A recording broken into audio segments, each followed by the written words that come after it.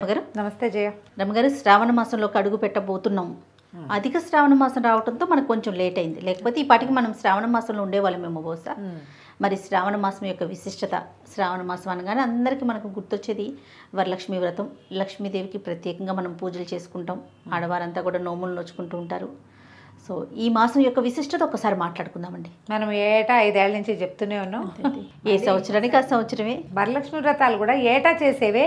మళ్ళీ ఏంటో ఒక హైరాణ, ఏంటో ఒక ఎంతూసియాజం, ఒక ఎక్సైట్మెంట్. అవును అవును. ప్రతి వాళ్ళకి ఇంచుమించు అందరి ఇళ్లలోనూ ఈ వాతావరణం ఉంటుంది.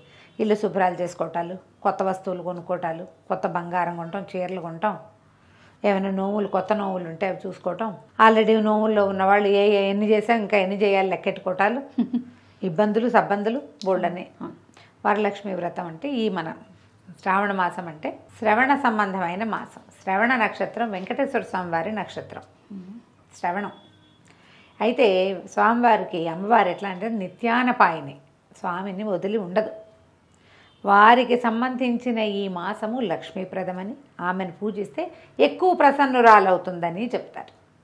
ఈ శ్రావణ మాసాన్ని నభోమాసం అంటారు సంస్కృతంలో. వర్షాకాలపు మాసం.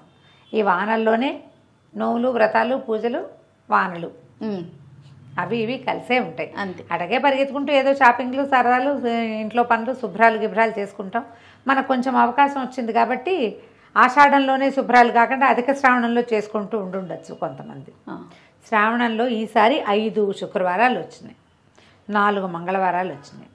శ్రావణ శుక్రవారాలు, శ్రావణ మంగళవారాలు. శుక్రవారం లక్ష్మీ పూజ, మంగళవారం గౌరీ పూజ చేసుకుంటే విశేషమైన ఫలితం లభిస్తుంది. ఇదేంటంటే పూజించుకోవడానికి మంచి అవకాశం. అవును అవును. దీనివల్ల అదేదో పడిపోతుంది అనుకోవద్దు. ఈ మాసంలో మనం అమ్మని పూజించాలి, అది మనకి మంచిది. మాసం యొక్క విశిష్టత, మాస విశిష్టత. ఈ కాలం మంచిది. ఈ మామూలుగానే ప్రసన్నురాలుగా ఉంటుంది, పూజిస్తే ప్రసన్నురాలవుతుంది లక్ష్మీదేవి.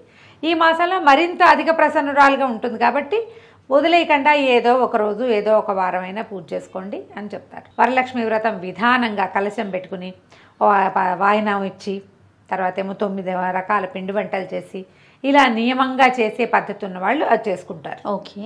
ఒకవేళ నియమాలు లేవు, ఊరికే పూజ, శుక్రవారం మంచిదేని 5 శుక్రవారాలు లక్ష్మీ పూజ చేసుకోవచ్చు. లక్ష్మీదేవికి పాయసము అవి ఇష్టం అంటారు. శనగపప్పుతో చేసిన ఏ భక్ష్యమైనా ఆవిడకి ఇష్టం. మైసూర్ పాకు లాంటివి శనగ పిండితో చేసినవి అవి కూడా నివేదన చేయొచ్చు. ఎంత శక్తి ఉంటే అంత శక్తి మీద. మనం నూనె పదార్థాలు చేయలేకపోతావు, పాయసంలోనే పరమాన్నం చేస్తామా, ఒక గుప్పెడు శనగపప్పు వేసి చేయండి, అంతే. ఎంత హాయిగా ఉంటుంది. అవును, సింపుల్గా అవుతుంది. అమ్మవారికి ఇష్టమైంది పెట్టామనే ఒక మనకు సంతోషం కూడా ఉంటుంది.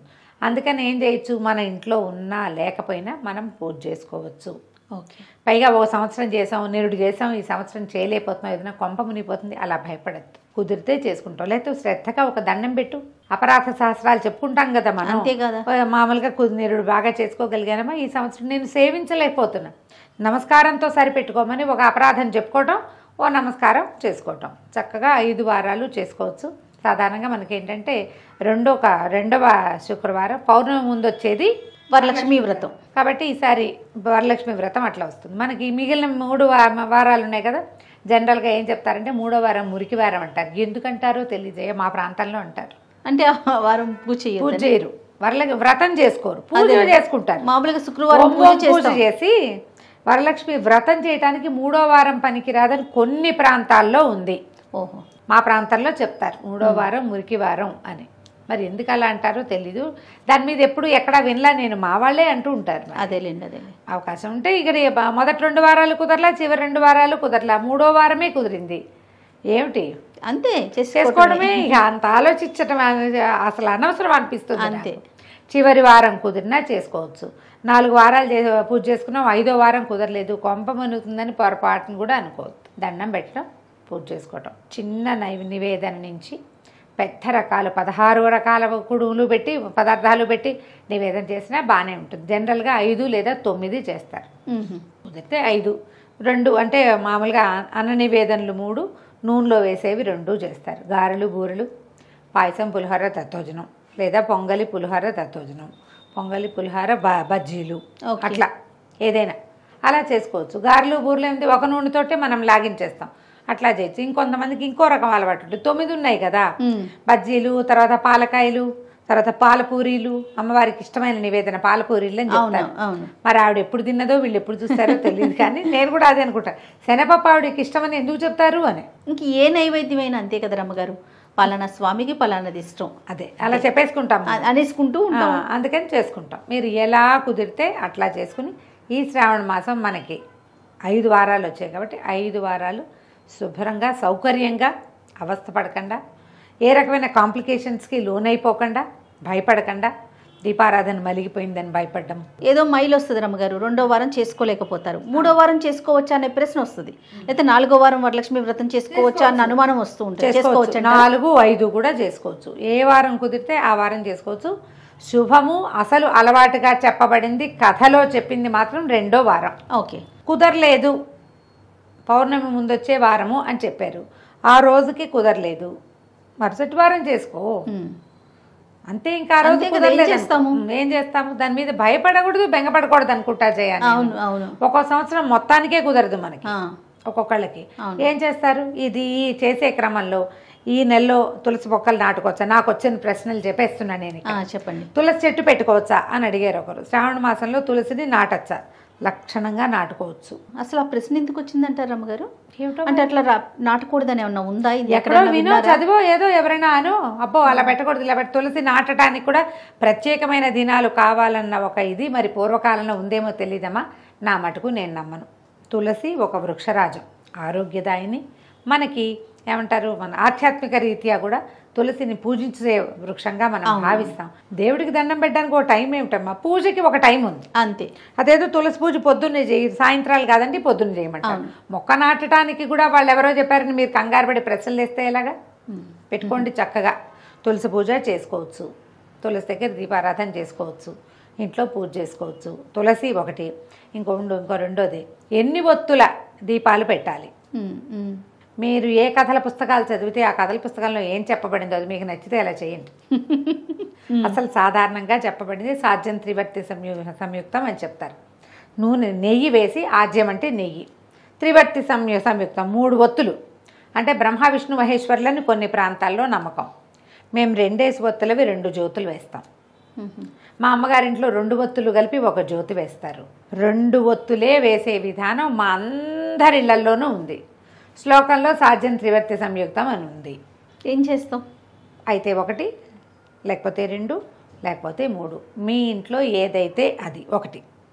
నెంబర్ 2, మీరు ఎవరిని ఫాలో అవుతారో వాళ్ళు చెప్పింది, లేదా మీ పురోహితుడు మీకు పూజ చేసేందుకు వచ్చిన అయ్యగారు ఎలా చెప్తే అలా చేసుకోండి, దాన్ని ఫాలో అయిపోండి. మళ్ళీ దీని మీద ఇలా పెడుతున్నాను కరెక్టా కదా అని ఇంకోళ్ళని అడగద్దు. ఎప్పుడు కూడా ప్రశ్నల మీదే మీకు అనుమానాలు పెరుగుతాయి అంతే. నువ్వు అదే నీ అలవాటుగా చేసుకో, ఏమీ ఉండదు, ఇన్వాలంటరీగా గాలి తీసుకున్నట్టే అంతే అంతే. నువ్వేం అడిగావా ఇది ఏ ముక్తో తీసుకుంటున్నాను నీకు గుర్తొస్తుందా? అసలు రాదే. వీటి మీద ఎందుకు ప్రశ్నలు అనవసరంగా టెన్షన్ పడతారు కదా. ఏం పడకండి, హాయిగా పూజ చేసుకోండి, చక్కగా చదువుకోండి. లక్ష్మీ అష్టోత్తరం చదువుకోవచ్చు, అష్టోత్తర శతనామావళితోటి ప్రకృత్యే నమః, ఓం వికృత్యే నమః అని ఒక్కొక్క నామంతో పువ్వులు వేసి పూజ చేసుకోవచ్చు. లక్ష్మీదేవికి ఏ పువ్వులతో పూజ చేయాలి? చేమంతి పువ్వులు విశేషంగా చెప్తారు. మీ వాకిళ్లల్లో ఉంటే పారిజాతాలు, నందివర్ధనం, గరుడవర్ధనం, కనకాంబరాలు వాటితోటి కూడా చేసుకోవచ్చు. మల్లెలు మొల్లలు దొరికితే వాటితోటి చేసుకోవచ్చు. జాజి పూలు దొరుకుతాయి, జాజి కూడా విశేషంగా చెప్తారు అమ్మవారికి. సంపెంగలు అవి దొరికితే చేసుకోవచ్చు. కమలాలు దొరికితే మరీ శ్రేష్టం. ఆవిడ కమలాలయ్య కాబట్టి పద్మంలో పుట్టిందని చెప్తారు కాబట్టి ఆ పద్మాలతోటి పూజ. ఒక పద్మం దొరికినా ఒక పద్మం పెట్టుకుని పూజ చేసుకోండి. పద్మం దొరకకపోతే చేమంతి పూలతో చేసుకోండి. మీరు చింతలు పెరిగి అనవసరంగా చేయవలసిన పూజ, చదువుకోవాల్సిన స్తోత్రం, ఉంచవలసిన భక్తి మానేసుకుని చేయలేకపోయిన దాని మీద, జరగని దాని మీద ఏదో జరుగుతుందో అని భయపడి ఇంత బాధపడద్దమ్మా. భక్తుడికి మన తాలూకు భక్తి అనురక్తియే కావాలి. అందుకే భగవంతుడికి కావాల్సింది మన భక్తే, పువ్వు పూజ కాదు. కాకపోతే ఇవి శ్రేష్టం అని చెప్పారు. అవకాశం ఉంటే చెయ్యి, లేకపోతే మాని అంతే. అవకాశం కోసం ప్రయత్నం చేయొచ్చు కదా. వాకిళ్లల్లో ఉండే పువ్వులతోటి చక్కగా పూజ చేసుకోవచ్చు. మరువము వాటితో చేయొచ్చు. తర్వాత ఏమో మన బిల్వదళాలు ఈ రోజుల్లో బిల్వంతో లక్ష్మీ పూజ కూడా చాలా శ్రేష్టమని కొంతమంది పెద్దవాళ్ళు చెప్తున్నారు. అంటే రోజువారీ లక్ష్మికి బిల్వార్చన చెప్పబడలా, ప్రత్యేకంగా ఈ శ్రావణ శుక్రవారాల్లో చేస్తారు. కొన్ని దేవాలయాల్లో కూడా లక్ష్మీ అమ్మవారి దేవాలయాల్లో ప్రత్యేక దినాల్లో బిల్వార్చన చేస్తారు. శివుడికే మనం బిల్వం పెడతాం కదా, ఈవిడికి ఇప్పుడు అమ్మకు కూడా పెట్టచ్చు. లక్ష్మీదేవికి శ్రావణ మాసంలో చేయొచ్చు. ఒక వారం అవకాశం ఉంటే 2 బిల్వదళాలైనా తెచ్చి పూజ చేసుకోవటం మంచిది. ఆలయ దర్శనం చేయదలుచుకుంటే ఎలాంటి ఆలయాల్ని దర్శించాలి రమ్మగారు ఈ మాసంలో? విష్ణు ఆలయాలు ఏవైనా వెళ్ళచ్చు. ఏ విష్ణు ఆలయమైనా పనికొస్తుంది. అంటే మరి విష్ణువుతో ఉండే అమ్మవారు సాక్షాత్తు లక్ష్మీ స్వరూపమే కాబట్టి లక్ష్మీదేవి. తర్వాత ఇప్పుడు రామాలయానికి వెళ్ళాం, అది కూడా విష్ణు ఆలయం కిందకే వస్తుంది. సీతాదేవి సాక్షాత్తు లక్ష్మీదేవి స్వరూపం. ఏ వేణుగోపాల స్వామి దేవాలయానికో వెళ్ళాము, మరి ఆదిలక్ష్మి అవతారమే రుక్మిణీదేవి. అవును కదా, కృష్ణుడు ఉంటే ఉన్నట్టే. ప్రధానమైంది ఆమె స్వామిని వదిలిపెట్టి ఉండదు. ఆయన ఒక్కడే ఉన్నాడు అనుకోండి అక్కడ, అయినా కూడా అమ్మవారు ఉన్నట్టే. పక్షస్థలంలో ఉంటుంది, స్వామివారి గుండెల్లో ఉంటుంది కదా. కాబట్టి దేవాలయ దర్శనం చేయదలుచుకుంటే వెంకటేశ్వర స్వామి దేవాలయాలు, తిరుమల తిరుపతి దేవస్థానానికి వెళ్ళలేకపోతే మన చుట్టుపక్కల మన ఊళ్ళలో కూడా వెంకటేశ్వర స్వామి దేవాలయం ఉంటుందా, అలా వెళ్ళి రావచ్చు. అయితే కొంచెం హైరాన్గా ఉంటుంది, ఎప్పుడు కుదిరితే అప్పుడు చూడదు. ప్రస్తుతానికి అంతే రమ్మగారు. మళ్ళీ ఏమన్నా గుర్తొస్తే ఈ వీడియో చూసినాక మన ప్రేక్షకులకి ఏమన్నా సందేహాలు ఉంటే కనుక నెక్స్ట్ ఇంకొక వీడియోలో వాటిని మనం నివృత్తి చేసే ప్రయత్నం చేద్దాం. సరే, ఓకే అండి. నమస్తే. నమస్తే జయ.